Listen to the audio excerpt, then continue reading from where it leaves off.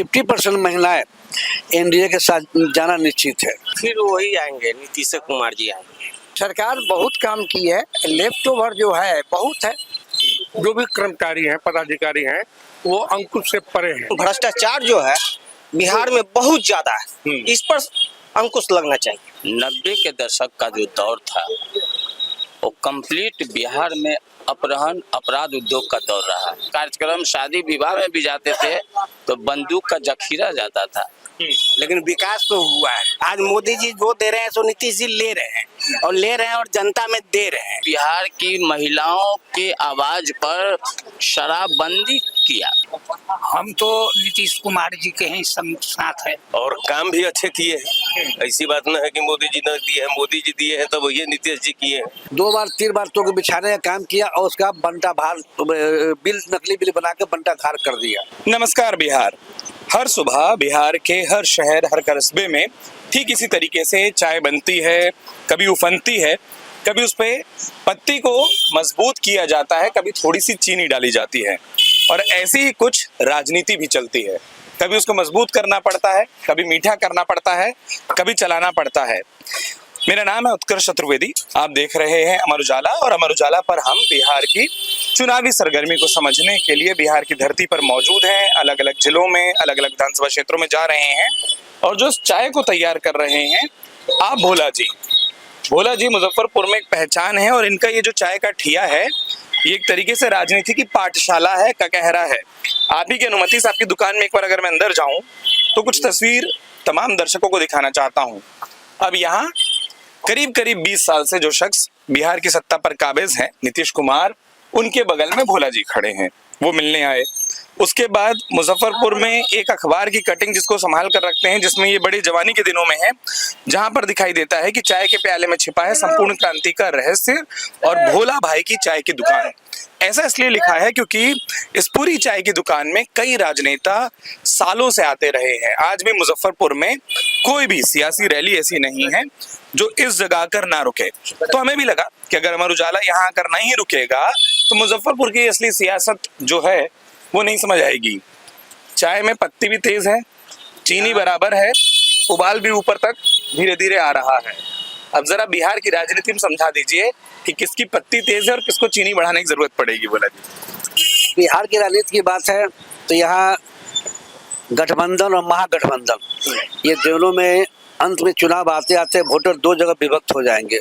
जो हम लोग यहाँ पर अनुभव करते हैं, जनता के बीच रहते हैं, जनता जब वार्तालाप होता है उसमें गठबंधन महागठबंधन डायरेक्ट चुनाव हो जाएगा, मतलब 2 भागों विभक्त हो जाएगा।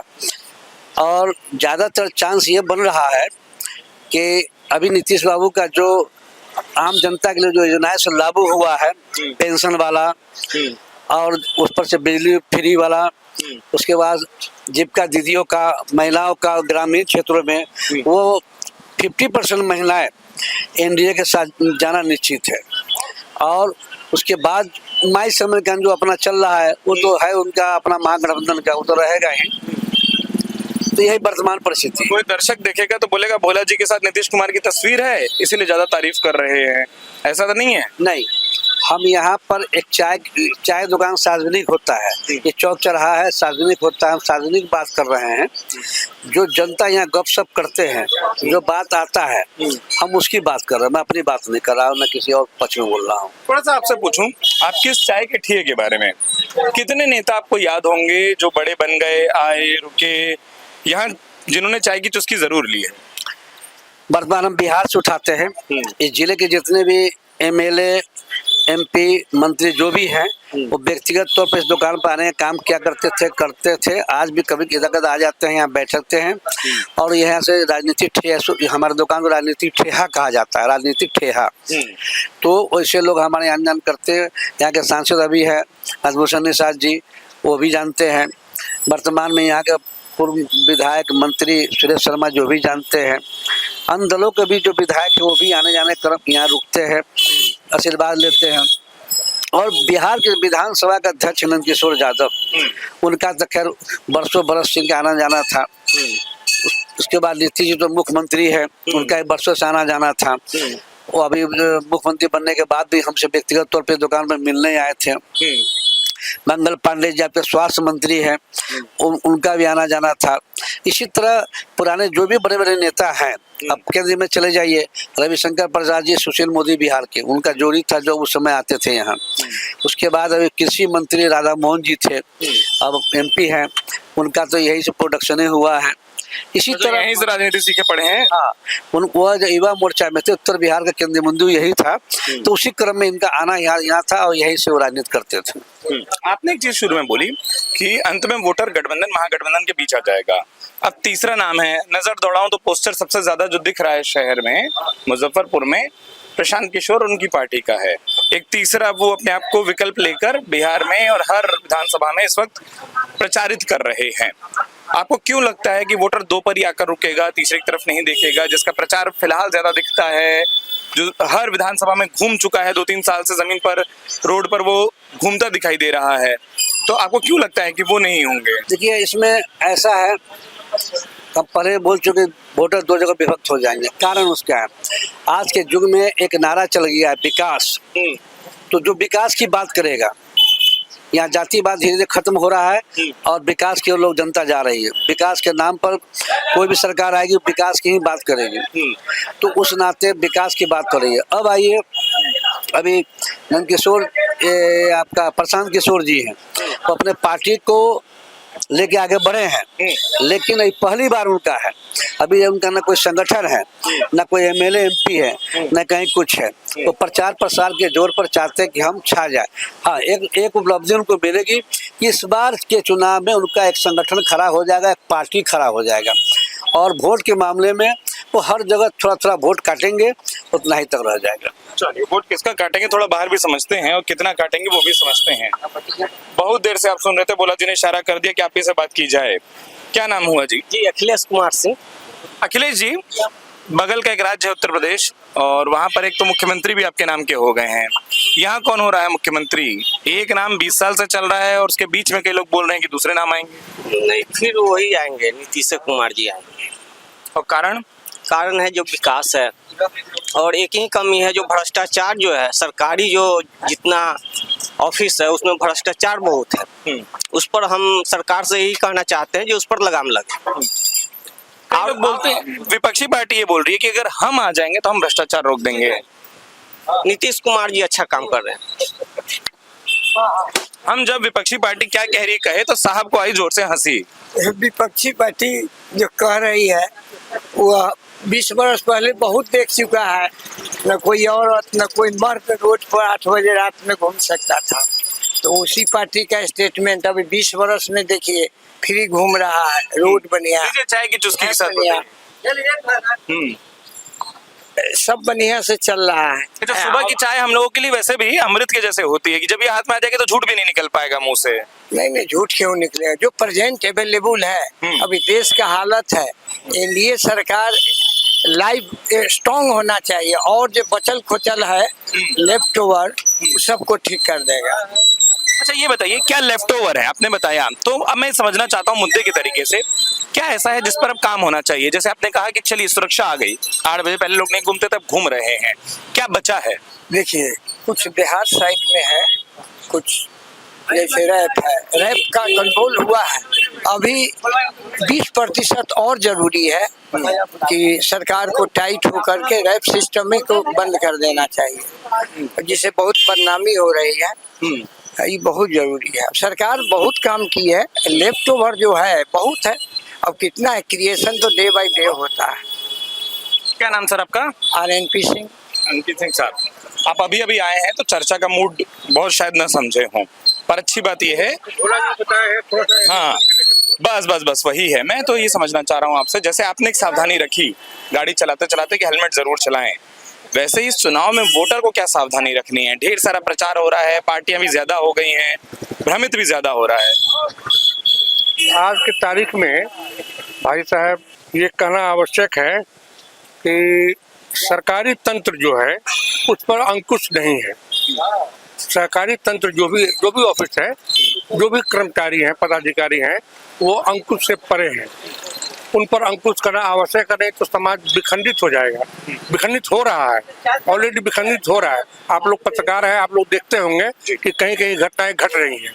तो इस पर काबू किया जा सकता है। ये सरकार का जिम्मे बनता है। अंकुश और मतलब अंकुश जो है ना, इसको एकदम कोशिश टॉप लेवल पर कोशिश करना चाहिए कि जो भी है वो ठीक हो भाई साहब, आज की तारीख में कोशिश हो ही नहीं रहा, कोशिश है ही नहीं।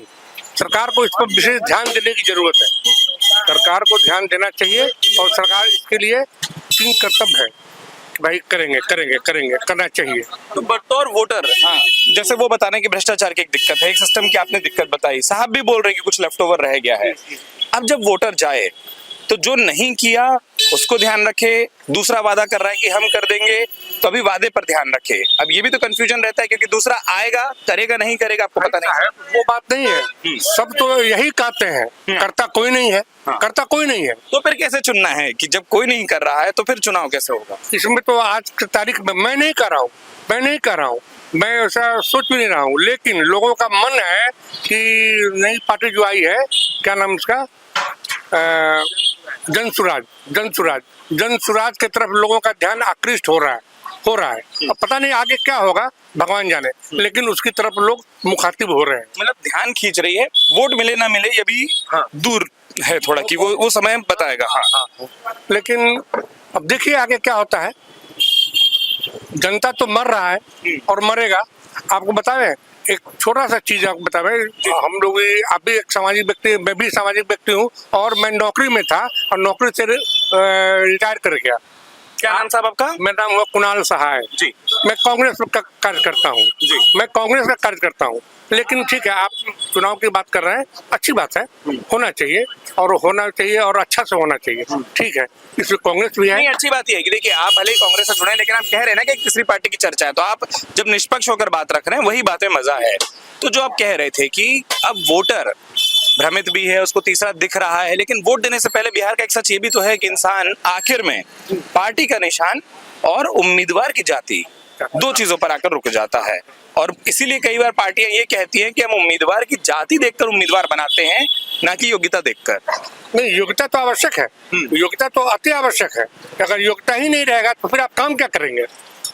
योग्यता तो जरूरी है, ठीक है, लेकिन योग्यता के साथ साथ विचार विमर्श भी करना भी चाहिए। विचार विमर्श होने पर एक बात निकलता है कि आगे क्या हुआ है, आगे क्या होगा, या आने वाले समय में क्या होना चाहिए, ये देखना पार्टी का काम है। और एक जनता तो घूमी हुई है, इसलिए कि कोई जात में है, कोई अपने बिरादरी में है, कोई अपने किसी कारण से अपना लोग सोच रहा है। लेकिन मेरा मानना है कि जनता को सोच समझकर विचार करना चाहिए। जनता को सोच समझकर विचार करना चाहिए। एक लंबा ब्रेक भी रहेगा। क्या मूड है? अभी कुछ मूड बन भी रहा है कि अभी बहुत दूर है चुनाव? मूड तो बिहार के आम आवाम का बन चुका हुआ है, इसमें बनने की बात कहाँ है। बिहार के आम आवाम का मूड बन चुका है। जिसने बिहार को त्रासदी से बचाया है, जिसने बिहार को अपराध मुक्त किया है, जिसने बिहार का विकास किया है, तो इसके लिए तो मूड बना ही हुआ है, इसमें कुछ कहने की जरूरत नहीं है। एक नई पीढ़ी है साहब पूरी, क्योंकि 20 साल से करीब करीब नीतीश कुमार मुख्यमंत्री हैं। बीच में जीतन राम मांझी के मैं उस कार्यकाल को हटाऊं तो 20 साल पहले जो पैदा नहीं हुआ, जो इस बार पहली बार का वोटर है, जिसने वो दौर देखा ही नहीं जिसकी आप बात कर रहे हैं, ऐसे नए लोग किस बिना पर फिर वो अंतर कर पाते होंगे? क्योंकि उन्होंने जो नहीं देखा उससे वो कैसे आगे आ गए हैं, पार पा गए, उनको वो कहानी भी नहीं पता। देखिए, आपने जो प्रश्न किया है, हमने शुरुआत में भी आपको बताया, 90 के दशक का जो दौर था वो कंप्लीट बिहार में अपराध उद्योग का दौर रहा है। लेकिन जो बच्चे 2005 में जन्म लिए, आज वो वोटर फर्स्ट राउंड वोटर बने, सेकेंड राउंड वोटर बने, उनको बताना पड़ेगा, उनको समझाना पड़ेगा कि 2005 से पहले की जो सरकार थी और 2005 में जो सरकार है उसमें क्या अंतर है, ये उनको समझाना पड़ेगा। क्योंकि वो जानते नहीं, उसने उस दौर को देखा नहीं।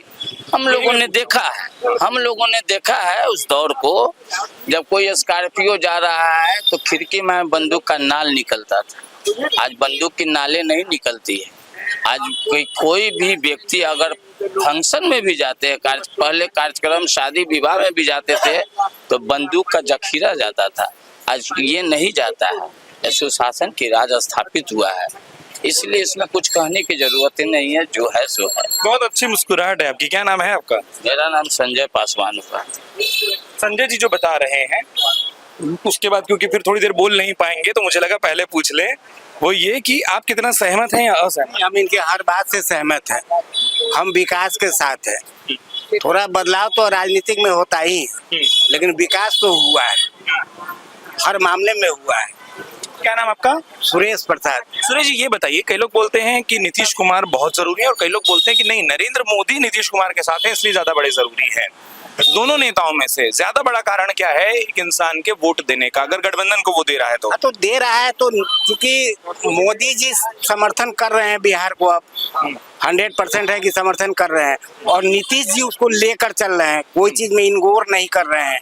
वो जो दे रहे हैं वो अभी एक्सेप्ट कर रहे हैं। एक जमाना था कि वो दिए थे बाढ़ पीड़ित को नीतीश जी, तब मोदी जी लौटा दिए थे। आज मोदी जी जो दे रहे हैं सो नीतीश जी ले रहे हैं और जनता में दे रहे हैं। तो हम लोग तो नीतीश जी का खुला समर्थन करते हैं। ऐसा नहीं है कि जन स्वराज का हम विरोध करते हैं, ऐसा नहीं है, लेकिन जो काम देख रहे हैं उस हिसाब से हम मोदी जी का भी समर्थन करते हैं। और जन स्वराज के समर्थन और विरोध की बात कहाँ है? अभी तो जन स्वराज का नाम लिया, महागठबंधन का नहीं लिया। नहीं, महागठबंधन के साथ ही हम लोग हैं। नहीं, ये मैं आपको बता दूं, जन स्वराज जस्ट लाइक अभी जो बच्चे जन्म लेते हैं उसका बहुत प्रक्रिया होता है, छठी होता है। अभी आप लोग पूरा टटोलेंगे? नहीं, टटोलना कहाँ है। जन स्वराज एक व्यक्ति विशेष वर्ग की पार्टी है। किसकी?